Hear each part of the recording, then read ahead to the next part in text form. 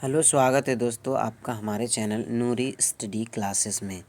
और आज हम देखेंगे क्लास 12th की ज्योग्राफी को। ठीक है।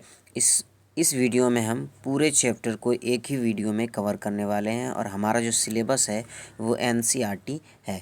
ठीक है। आप किसी भी बोर्ड से हों, अगर आपका सिलेबस एनसीईआरटी है तो ये वीडियो आपके लिए काम आएगी। चाहे आप बिहार बोर्ड से हों, झारखंड बोर्ड से हों, सीबीएसई बोर्ड से हों, एचबीएससी एंड अदर बोर्ड, किसी भी बोर्ड से हो, ये वीडियो आपके लिए काम आएगी। तो चलिए स्टार्ट करते हैं।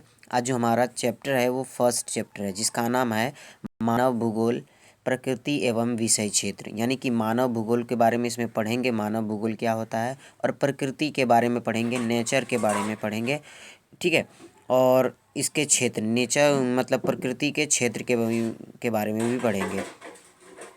उसके बाद भूगोल जो है यानी कि ज्योग्राफी शब्द का जो अर्थ होता है वो होता है पृथ्वी का वर्णन करना और उसके बदलते रूप का वर्णन करना। यानी कि ज्योग्राफी शब्द का शाब्दिक अर्थ यही होता है कि पृथ्वी का वर्णन करना और इसके बदलते रूप का वर्णन करना। भूगोल को ज्ञान की शाखा का जननी भी कहा जाता है। यानी कि भूगोल जो है, ज्योग्राफी जो है, इसको क्या कहा जाता है? ज्ञान की शाखा का जननी कहा जाता है। ठीक है। उसके बाद भूगोल की दो शाखाएं, एक भौतिक भूगोल और एक मानव भूगोल। भौतिक भूगोल जो है वो क्लास 11th में आपने बहुत अच्छे से पढ़ रखी है। उसके बाद अब जो हम पढ़ेंगे वो क्लास 12th में वो पढ़ेंगे कि मानव भूगोल के बारे में। ठीक है। तो जो मानव भूगोल के बारे में पढ़ेंगे तो मानव भूगोल कहते किसको हैं ये भी जानना बहुत ज़रूरी है। तो देखिए, मानव भूगोल जो है, मानव भूगोल भौतिक पर्यावरण और सामाजिक सांस्कृतिक पर्यावरण के बीच अंतर संबंधों का अध्ययन है, जो मानव द्वारा एक दूसरे के साथ पारस्परिक संपर्क के माध्यम से बनाया जाता है। यानी कि इसमें ये बात कही जा रही है कि मानव भूगोल जो है मनुष्य यानी कि आदमी और पर्यावरण के बीच पारस्परिक या अंतर संबंधों का, ठीक है, क्या है, संश्लेषित अध्ययन या अध्ययन करता है। यानी कि मानव भूगोल में हम क्या पढ़ते हैं? तो मानव भूगोल में हम पढ़ते हैं मानव यानी कि मनुष्य और पर्यावरण, इन दोनों के बीच का जो रिश्ता होता है उसको जो हम पढ़ते हैं वो मानव भूगोल में पढ़ते हैं। उसी को हम जिस पुस्तक में इस मनुष्य और पर्यावरण के बारे में पढ़ते हैं उसी पुस्तक का नाम रखा है मानव भूगोल। ठीक है। उसके बाद आगे है कि भूगोल की इस शाखा यानी कि मानव भूगोल का अध्ययन 19वीं शताब्दी के अंत में, यानी कि जब 19वीं शताब्दी जाने वाली थी तो उसके अंत में चार्ल्स डार्विन ने एक पुस्तक लिखी थी, ऑर्गेन ऑफ स्पेस।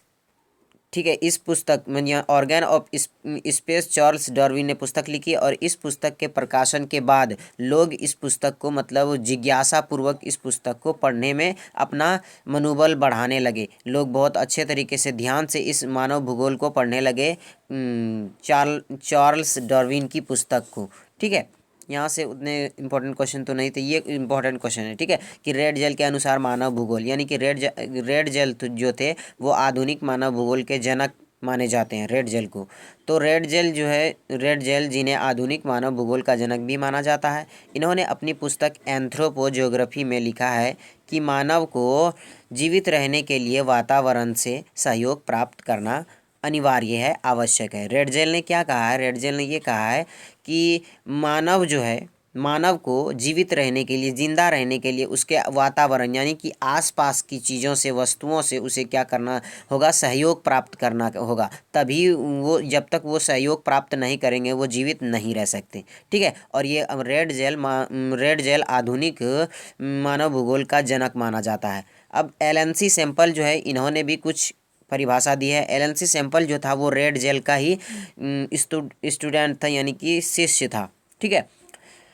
भौतिक पर्यावरण द्वारा प्रदान संसाधनों का उपभोग करके गांव, शहर, सड़क, रेल नेटवर्क आदि और भौतिक संस्कृति के अन्य सभी तत्वों को मानव द्वारा बनाया गया है। यानी कि एलएनसी सैंपल ने कहा कि भौतिक पर्यावरण द्वारा क्या क्या है, प्रदान संसाधनों में, जो भौतिक पर्यावरण में हमें प्रदान संसाधन मिले हैं उसका उपयोग करके मानव ने क्या किया है? गांव बनाए हैं, शहर बनाए हैं, सड़क बनाए हैं, रेल नेटवर्क बनाए हैं, इत्यादि बहुत सारे कुछ बनाए हैं। तो ये सब किसने बनाया है? वो मानव ने बनाया है। एलएनसी सैंपल जो था वो रेड जेल कि एक अमेरिकी शिष्य के अनुसार, यानी कि एलेंसी सैंपल जो थे वो रेड जेल के एक अमेरिकी शिष्य थे। इन्होंने भी मानव भूगोल की परिभाषा दी थी, और वो परिभाषा ये है कि मानव भूगोल जो है वो अस्थिर पृथ्वी पृथ्वी स्थिर नहीं है। उसके बाद तथा क्रियाशील मानव के बदलते रिश्तों का बोध करता है, यानी कि मानव भूगोल में एलेंसी सैंपल ने ये कहा है कि अस्थिर पृथ्वी और क्रियाशील मानव, इन दोनों के बीच का जो रिश्ता है, उन दोनों बीच के संबंधों का जो अध्ययन करते हैं वो मानव भूगोल में करते हैं। ठीक है, तो दोनों जो था, रेड जेल जो था उसकी भी परिभाषा यही थी, लेकिन उसका वर्ड कुछ अलग था, और एलेंसी सैंपल जो है इसका भी परिभाषा वही कह रहा है, लेकिन वर्ड्स कुछ अलग है। ठीक है, तो परिभाषा जो जिसने भी जो दिया है उसी के याद रखने हैं। तो एलेंसी सैंपल ने जो परिभाषा दिया है, अगर आपसे पूछा जाए कि एलेंसी सैंपल का परिभाषा लिखिए, तो आप उसी का परिभाषा लिखेंगे। अगर आपसे रेड जेल का पूछा जाता है तो रेड जेल का ही लिखेंगे। ओके, उसके बाद चलते हैं आगे। आगे कह रहा है कि मानव भूगोल के प्रमुख क्षेत्र, मानव भूगोल के प्रमुख क्षेत्र कौन कौन से हैं। ये इंपॉर्टेंट क्वेश्चन है। आप किसी भी बोर्ड के एग्जाम, मतलब प्रीवियस ईयर के क्वेश्चन पेपर को आप उठाकर देखेंगे तो ये क्वेश्चन आपको मिलेगा, एक बार दो बार ज़रूर मिलेगा। तो देखिए, प्रमुख क्षेत्र, मानव भूगोल के प्रमुख क्षेत्र हैं सांस्कृतिक भूगोल, सामाजिक भूगोल, नगरीय भूगोल, जनसंख्या भूगोल, राजनीतिक भूगोल, आवास भूगोल और आर्थिक भूगोल।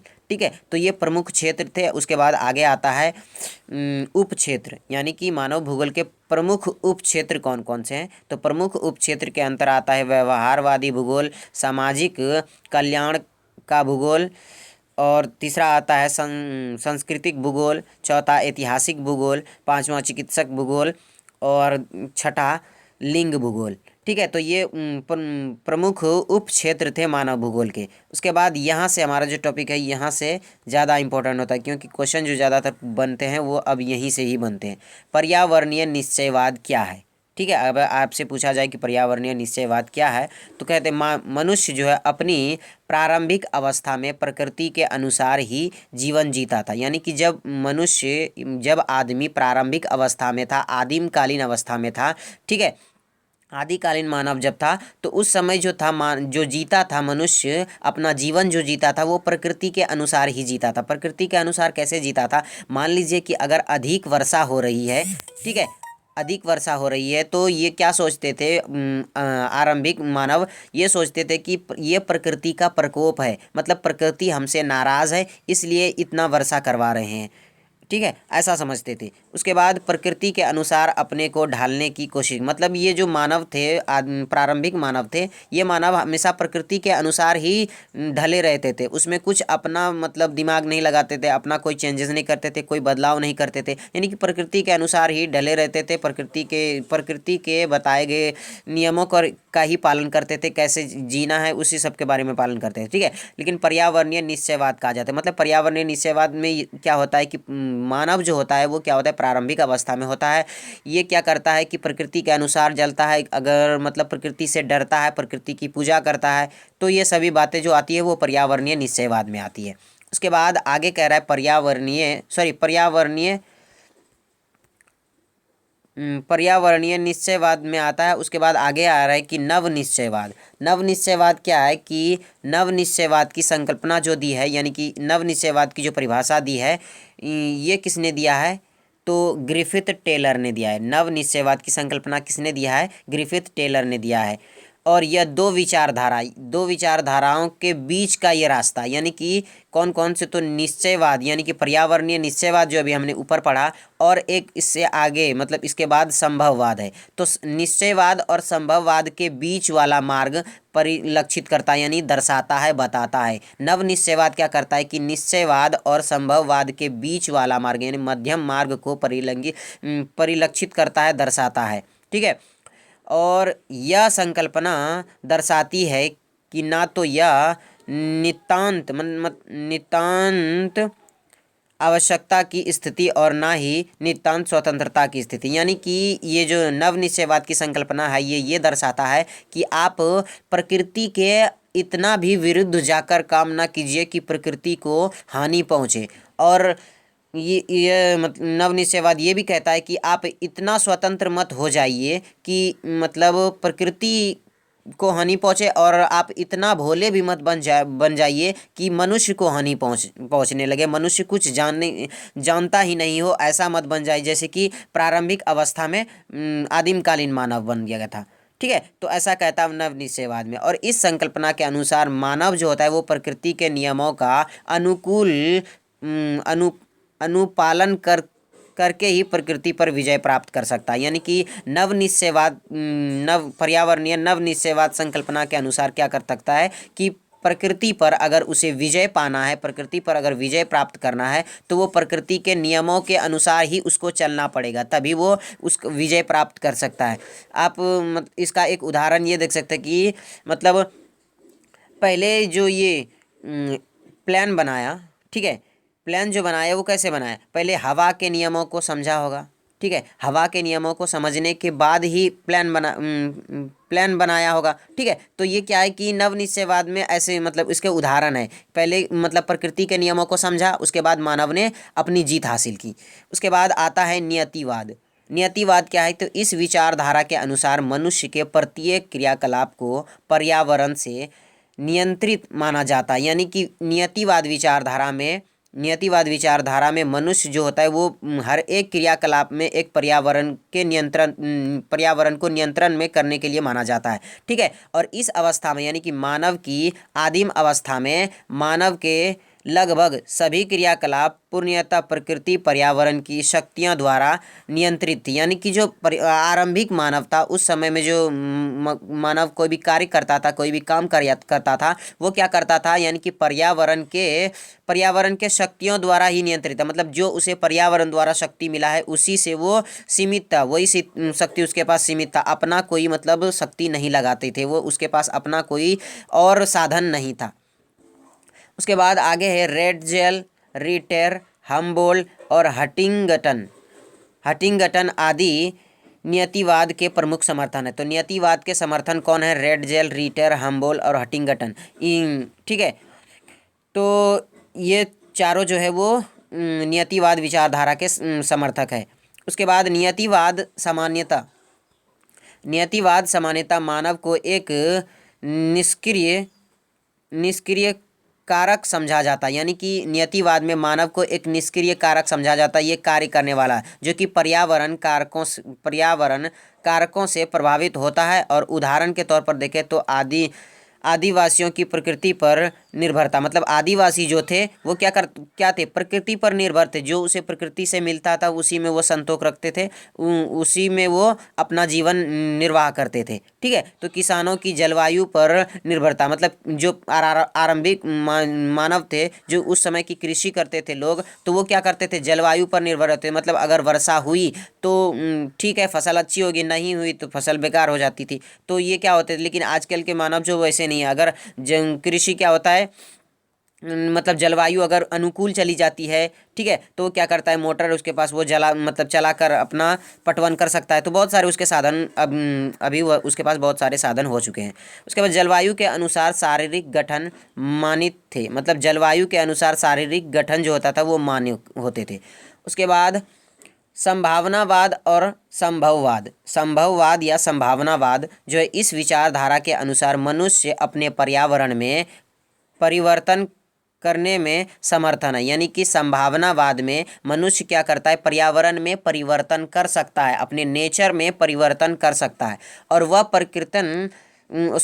प्रकृति प्रदत्त अनेक संसाधनों का इच्छा अनुसार अपने लाभ के लिए उपयोग कर सकता है। यानी कि मानव इस संभववाद या संभावनावाद के अनुसार मानव क्या कर सकता है, अपने प्रकृति का भरपूर उपयोग कर सकता है, और वो तब तक कर सकता है जब तक उसे लाभ मिल रहा हो। यानी कि उसके इच्छा के अनुसार जब तक मानव को लाभ मिल रहा हो तब तक मानव उसका मतलब प्रकृति का उपयोग कर सकता है अपने इच्छा के अनुसार। उसके बाद आगे कह रहा है कि मानव का प्रकृति पर निर्भरता की अवस्था से स्वतंत्रता की अवस्था की ओर प्रस्थान संभव है। यानी कि इसमें ये बात कहा गया, मानव जो है वो प्रकृति पर निर्भर था पहले, लेकिन वो अब स्वतंत्र निर्भर होना चाहता है, अपने आप पर निर्भर होना चाहता है, खुद पर निर्भर होना चाहता है, और इसी के प्रस्थान को संभावनावाद, यानी कि संभावनावाद से आप समझ रहे होंगे कि जब तक संभव है तब तक प्रकृति का शोषण करो, जब तक संभव है तब तक प्रकृति का शोषण करो, प्रकृति से जितना हो सके उतना मानव अपने इच्छा अनुसार लाभ प्राप्त कर सकता है, ठीक है। इस विचारधारा के जो समर्थन है वो कौन है? Vidal de la Blache. Vidal de la Blache और लूसियन फेले इस विचारधारा के मानने वाले हैं या प्रमुख समर्थन है। ठीक है। उसके बाद आगे है कि संभावनावाद प्रकृति की तुलना में मनुष्य को महत्वपूर्ण स्थान देता है। यानी कि संभावनावाद विचारधारा में प्रकृति को ज़्यादा मतलब स्थान नहीं मिलता है, प्रकृति को ज़्यादा महत्वपूर्ण नहीं माना जाता। ज़्यादा महत्वपूर्ण किसको माना जाता है? मानव को माना जाता है। मानव को क्यों माना जाता है? तो मानव को इसमें अनगिनत मतलब अत्यंत सक्रिय शक्ति के रूप में देखा जाता है संभावनावाद में मानव को। क्यों? क्योंकि इसके पास देखिए नदी अगर पार करने हैं तो नदी के बीचों बीच पुल बना दिए, तो किसने बनाए? मानव ने बनाई। ये प्रकृति से नहीं आया, पुल प्रकृति से नहीं आया है। ठीक है। खेती करता है कौन करता है? मानव करता है। परिवार बढ़ाता है कौन बढ़ाता है? मानव बढ़ाता है। तो ऐसे जो इसमें मतलब संभावनावाद में सक्रिय शक्ति यानी अनंत शक्ति के रूप में जो देखा जाता है वो मानव को देखा जाता है। इसमें प्रकृति की कोई वैल्यूज़ नहीं होती है। तो यहाँ से हमारा वीडियो ख़त्म होता है। आप लाइक कीजिए, अपने 5 दोस्तों के साथ शेयर कीजिए और अपने चैनल को सब्सक्राइब कीजिए। ठीक है। तो आप लाइक कीजिए क्योंकि बहुत ज़्यादा मेहनत करने के बाद ऐसे वीडियो बना पाते हैं, क्योंकि टाइम नहीं मिल पाता है। और अपने दोस्तों के साथ 5 दोस्तों के साथ शेयर तो इसे ज़रूर कीजिएगा। और अभी तक आपने हमारे चैनल को सब्सक्राइब नहीं किया तो आपसे गुजारिश है कि सब्सक्राइब कीजिए, क्योंकि आप सब्सक्राइब करेंगे तो ही आप फ़ायदे में रहेंगे, क्योंकि इस तरह के वीडियोज़ दूसरे यूट्यूबर नहीं अपलोड करते हैं और जो कि मैं आपको लिए बहुत अच्छे तरीके से अपलोड कर रहा हूँ। चलिए मिलते हैं नेक्स्ट वीडियो में। जय हिंद, जय भारत।